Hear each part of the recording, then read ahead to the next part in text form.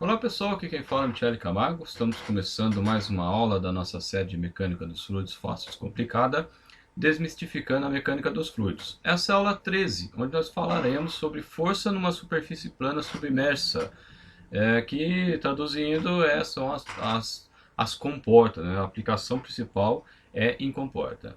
Esse assunto está dentro da estática dos fluidos, só para você se localizar melhor, né? Bom, vamos lá, né? Por definição, o fluido de repouso ele tem apenas forças normais à superfície. Aí você pode perguntar, mas qual outro tipo de força que pode ter no fluido? As forças tangenciais, que são as forças decorrentes ao escoamento. Então a gente falou lá de viscosidade, tem até lá a tensão de cisalhamento lá da viscosidade, né? Então qualquer coisa, volta lá nas aulas, né? Aula 2 ou 3, alguma coisa assim, e onde a gente especifica, a gente fala sobre esse assunto. Então, traduzindo em miúdos, o fluido está parado. Se você tiver uma situação que você tem uma comporta com escoamento, aí você tem que tomar alguns cuidados adicionais além dos que a gente vai estar falando aqui. Bom, se a pressão tiver uma distribuição uniforme, o que é uma distribuição uniforme? A mesma pressão sendo aplicada, né? Então, é a mesma pressão. No caso, eu posso calcular então a força através da pressão vezes a área. Aí você fala, de onde surgiu isso? Bom, a definição de pressão é força dividido por área. Então, força é pressão vezes área. É só uma questão de isolar a força. E daí, né? Daí, o que você tem que ter em mente? Toda vez que você tem uma pressão aplicada numa área, você tem uma força. Aí você fala, e daí? Daí que, se você lembrar das leis de Newton, uma delas diz que força é igual a massa vezes a aceleração. Então, toda vez que você tem a pressão, você tem uma força. Toda vez que você tem uma força, você tem uma aceleração. Se você tem aceleração, você tem alteração de velocidades. Aí você fala, mas o fluido está em repouso ou o fluido está com velocidade constante. Isso quer dizer que você tem que ter alguma outra força anulando. Nos sistemas da dinâmica dos sólidos, você normalmente tem como força contrária a força de atrito. Aqui no sistema, nos sistemas hidráulicos, você tem a própria viscosidade, que funciona como um atrito viscoso. Alguns usam esse termo, inclusive. Bom, continuando, os gases, a gente falou lá, quando a gente falou do princípio de Estevam, que a carga de pressão, né, que seria a pressão medida em altura, para gases não é significativo, exceto o caso da pressão atmosférica, que são quilômetros de gases, né? Mas nos sistemas mecânicos, nos sistemas de engenharia, de modo geral, corriqueiros, a pressão em função de coluna de gás é desprezável, né? Porque a massa específica do gás é muito baixa, né? Então ele gera pouca diferença de pressão. Já nos líquidos não, a distribuição só vai ser uniforme quando a superfície for horizontal. Se ela não for horizontal, for vertical, aí ela já não é mais uniforme, que é o que a gente vai estar mostrando aqui. Então a gente tem um nível, veja que esse triângulo com esses ciscos embaixo é o símbolo utilizado para mostrar que é um nível do líquido, e aí está a minha comporta, né? À medida que eu vou aprofundando, vou ficando cada vez mais profundo, eu tenho uma pressão maior, por isso ele tem esse formato de triângulo. E a seta representa o tamanho da pressão que eu tenho aplicada. Cada pressão vai gerar uma força diferente. Então o que acontece? Nesse caso, eu não posso mais calcular que força é pressão vezes área, é diferente. Ele é decorrente, óbvio, da pressão, é decorrente da área, mas não é diretamente proporcional assim. Então o que eu tenho que fazer? Eu tenho que fazer através de derivada integral, por isso que a gente estuda em derivada integral na faculdade. Então aqui o dF, que seria uma força infinitesimal, vai ser a pressão que eu tenho naquele ponto, vezes a área infinitesimal. Infinitesimal, traduzindo, é alguma coisa muito pequenininha. Aí você vai fazendo ponto a ponto, e aí você tem o global com um erro quase zero. Bom, para chegar na força eu vou ter que calcular uma integral pressão vezes dA. Aqui a gente vai desenvolver de maneira que a gente saia até da integral, mas que o conceito está lá embutido. Como eu comentei, a pressão ela é gama vezes H, ou seja, o peso específico vezes a profundidade H. Isso a gente definiu lá no princípio de Estevam. Se você não assistiu essa aula, é só você voltar algumas aulas aí, umas 2, 3 aulas, você vai ter acesso a esse conteúdo. O que vai aparecer aqui? Eu vou ter a profundidade do centro de gravidade. O centro de gravidade, o que é o centro de gravidade para você entender? É o ponto de equilíbrio. Então, se eu tenho aqui o controle, aonde eu colocar aqui, ó, veja que ele não está na metade. Aonde eu consigo equilibrar, aqui seria o meu ponto, meu centro de gravidade, que eu tenho A metade do peso para cá, metade do peso para lá. Isso é centro de gravidade. Centroide já é a área, se eu fosse pegar aqui essa área, seria bem no meio o centroide, né? Quando que coincide o centroide com o centro de massa? Quando o objeto ele é uniforme. Se ele fosse totalmente uniforme, aí eu teria o equilíbrio bem o centroide e o centro de gravidade se coincidiriam. O que aparece aqui, qual que é a novidade? É o centro de pressão, que é o CP. O que é o centro de pressão? Ele é o centro, é o ponto onde eu vou aplicar a força que a gente vai calcular, né? É aqui que é feito dessa forma. Lá na estática, a gente calculava, quando a gente tinha uma força distribuída, tipo lá, 200 newton por metro. Você tinha 3 metros, você tinha 600 newtons. Aí você aplicava bem no centroide, no centro de gravidade dessa força e fazia os cálculos lá de momento, de somatório de força, etc. Né? Aqui a gente vai usar a força no centro de pressão, que é o que a gente está indicando aqui. Bom, antes da gente continuar, deixar três recadinhos rapidinhos. A gente tem aqui na descrição do vídeo, tem 3 links. O primeiro link é o que direciona você para o nosso grupo lá no Facebook. Lá nesse grupo, a gente troca, interage, né, entre as pessoas ali e coloca lá materiais, né? Não só eu, como outras pessoas que participam. É um grupo pequeno ainda, tem quase 300 pessoas, pouco menos de 300. E se você tiver interesse, né, a gente sempre coloca um material lá diferenciado. O segundo link é um link que você tem acesso ao material não só dessa aula, como de todos os materiais que eu tenho no canal. Né? Então, se você clicar nele, vai lhe direcionar para um formulário, você preenchendo o formulário, você vai receber um e-mail e nesse e-mail você vai clicar no link e vai ter acesso ao material. Você pode salvar esse link para não ter que fazer esse processo de novo. E aí você baixa o material, tem bastante coisa lá. Praticamente quase tudo que eu tenho no canal você vai encontrar lá, inclusive os materiais referentes às aulas do telecurso. E o terceiro link o direciona para a nossa loja. Então, se você for comprar alguma coisa, você pode dar uma força para a gente, é só clicar no link aí e acessar. É tudo feito pelo Magazine Luiza, você comprando lá, você vai estar nos ajudando. Né? Então, se você já for comprar alguma coisa, você pode nos ajudar comprando com a gente. Bom, voltando aqui então, eu tenho uma comporta, uma superfície plana, ela está numa certa inclinação θ e é justamente aí que é o eixo Y que a gente vai estar considerando. Se eu fizer, né, eu tô lendo, tá aqui a minha superfície. Se eu olhar daqui agora, eu tenho essa área. Eu coloquei essa área doida de propósito, né? É claro que as comportas não vão ter essas áreas malucas, né? Mas do ponto de vista conceitual, pode ser qualquer área. Normalmente ela vai ser quadrada, triangular, circular, oval, enfim, né? Mas você, em tese, você pode ter qualquer área. A gente vai ter o centro de gravidade, vai ter o centro de pressão. O centro de pressão normalmente é abaixo. Quanto maior a pressão, mais ele se aproxima do centro de gravidade. Mas ele sempre vai estar abaixo, né? Porque a pressão ela vai aumentando à medida que eu vou aumentando a profundidade.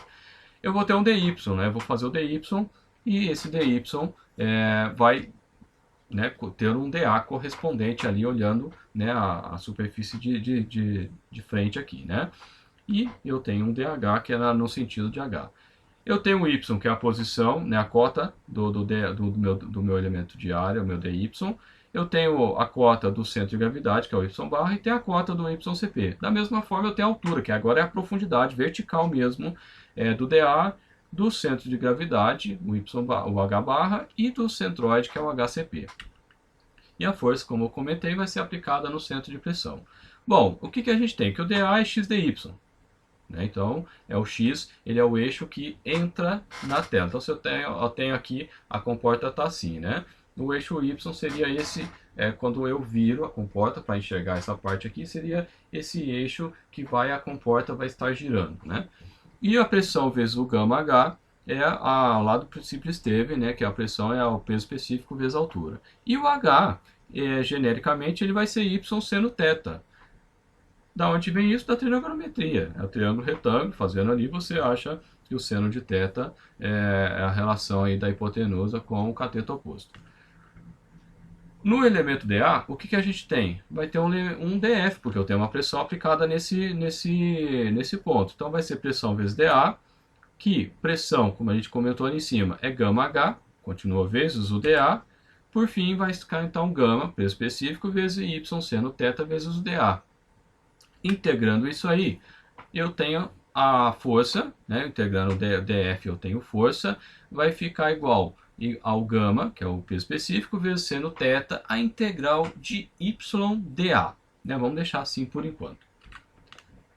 Bom, por definição, o centro de gravidade lá da estática é o y barra igual a 1 sobre a integral de y dA.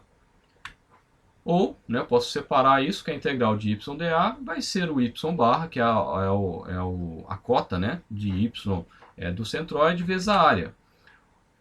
E isso aí eu vou estar, então, utilizando lá na outra fórmula, que eu vou substituir. Então, força vai ficar gama vezes seno θ, y barra vezes a. Substituir aquela integral. Lembra que no começo eu falei que a gente ia assumir que é integral? Mas o conceito de integral está aí. Né? Ele está aí, mas a fórmula final não vai ter. Que vai ser igual, então, ao gama vezes a profundidade do centro de gravidade vezes a área.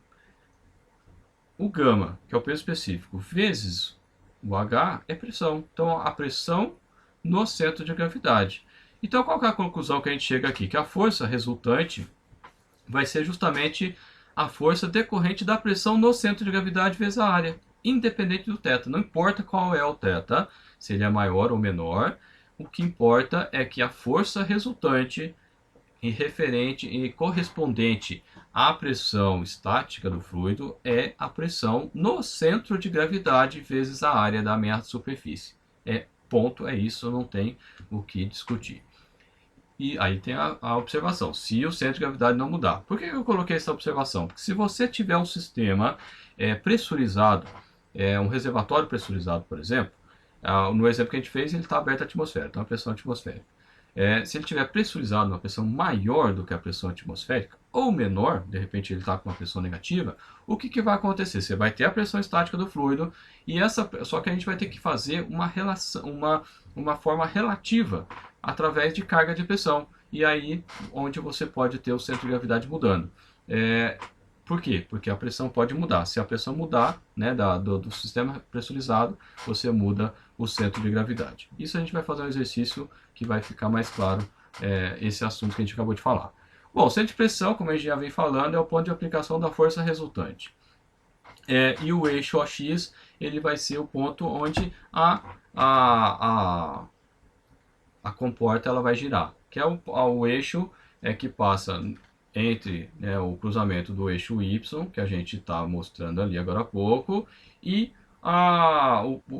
o eixo que sai da superfície, se você olhar naquela foto, e ele vai girar assim. No caso da outra, ele vai girar nesse sentido aí para frente do vídeo. Né? Então, a gente vai adotar esse eixo, que é, na verdade, o ponto da superfície ali. Né? O que a gente tem? Calculando o momento, o que é o momento? É uma força vezes uma distância. Isso lá da estática normal, não tem nada a ver com mecânica dos fluidos. Então eu tenho que o y é o y vezes df, mas o que é df? df a gente colocou na tela anterior, é o gama y seno θ dA. Só que eu estou multiplicando por y, daí surge o y ao quadrado. Então fica gama vezes y ao quadrado vezes seno θ vezes dA. Sendo f a resultante, quando eu fizer a integral, o YCP é a distância do centro de pressão ao eixo OX, que a gente comentou, eu integrando isso vai ficar o quê? O YCP vezes f igual a gama vezes seno θ integral de y ao quadrado sobre 2 sobre dA, vezes dA. Então vai ficar gama, peso específico, vezes o seno θ, que é o ângulo que é formado com a superfície, vezes a integral de y ao quadrado vezes dA. Mas o que a gente tem? Que o y ao quadrado vezes dA nada mais é do que o momento de inércia daquela superfície em relação ao eixo OX. Ou seja, está aqui a minha superfície, é o momento de inércia da minha superfície plana com relação a esse eixo que sai da superfície ali. Então é isso que a gente chegou à conclusão. Então, a cota do y, do centro de pressão, do YCP, vai ser igual então ao momento de inércia dividido por o centro de gravidade, o y barra, vezes a área. Mas o que acontece? o que a gente tem, né? A gente tem uma propriedade do momento de inércia, que o momento de inércia de um eixo com relação ao outro no caso aqui, o outro eixo que a gente está considerando é o centro de gravidade, do centro de gravidade mais o y ao quadrado vezes a, ou seja, a distância ao quadrado vezes a área. E é isso que a gente está aplicando ali. Para não ter que ficar calculando, como a gente tem um momento de inércia tabelado em relação ao centro de gravidade do centroide das áreas, de um modo geral, isso tem umas tabelas lá nos livros de estática, é mais conveniente que a gente faça os cálculos com relação a essa área e faça o ajuste para o ponto de aplicação, para o ponto de onde o eixo que vai sair lá na superfície realmente. Então, substituindo esse conceito aqui nessa última forma do ICP igual a o IO, que é o momento de inércia dividido por y barra vezes a, vai ficar então o YCP igual ao y barra mais o momento de inércia do centro de gravidade dividido por y barra, que é a cota do centro de gravidade, dividido por área. Aí você fala, de onde que saiu isso? Se você pegar aquela formulinha que está ali dentro do quadradinho com a seta e jogar no lugar do IO, você vai isolar, né, o y barra, onde ele acaba substituindo, eu tenho esse resultado. É só você fazer essa conta, substitui ali que sai esse resultado, eu já fiz direto, não quis fazer a conta aqui. Bom, e o XCP eu consigo calcular, se for uma superfície que normalmente na prática, convencional, um quadrado, um retângulo, enfim, vai ser sempre na linha de centro. Mas se não for, né, for um formato complexo, para você achar a posição do XCP, você tem que usar essa fórmula. XCP vezes F é igual a integral de XPdA. Né? Você usa essa fórmula e você vai conseguir obter a posição do X aí, se não for igual dos dois lados. Esqueci o termo agora, fugiu da mente aqui. Bom, continuando, né? Os resumos e observações que a gente tem a respeito desse assunto. O que a gente vai fazer? O que você tem que guardar? Né? Então eu fiz aqui um monte de coisa para mostrar para você de onde saem as fórmulas, porque é meio complicado você ficar guardando fórmulas sem saber, né, por que você usa aquilo lá. Então você calcula a forma correspondente à pressão no centro de gravidade. Então você pega a área da superfície vezes a pressão no centro de gravidade. Então você tem que achar o ponto do centro de gravidade e você calcula a pressão ali e você tem a força decorrente à pressão do centro de gravidade. Essa força que você calculou com relação ao centro de gravidade, você aplica no centro de pressão. E para localizar o centro de pressão, você tem que calcular o momento de inércia da superfície com relação à superfície livre. O que é superfície livre? É aquela superfície que separa o líquido do gás. Né? Então, no caso de uma comporta num rio, por exemplo, é a atmosfera com a água. Mas eu estou falando genérico porque pode ser qualquer sistema. Né? Você pode ter um tanque pressurizado ou não pressurizado e ali você pode ter um outro gás que não seja o ar. Né? Pode ser qualquer gás.